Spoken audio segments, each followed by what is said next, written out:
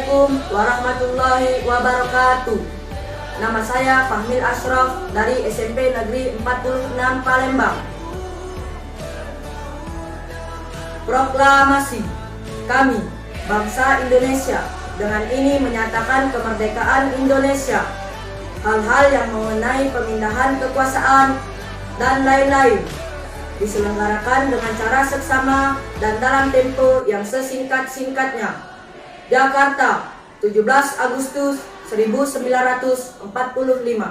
Atas nama bangsa Indonesia, Soekarno-Hatta. Wassalamualaikum warahmatullahi wabarakatuh.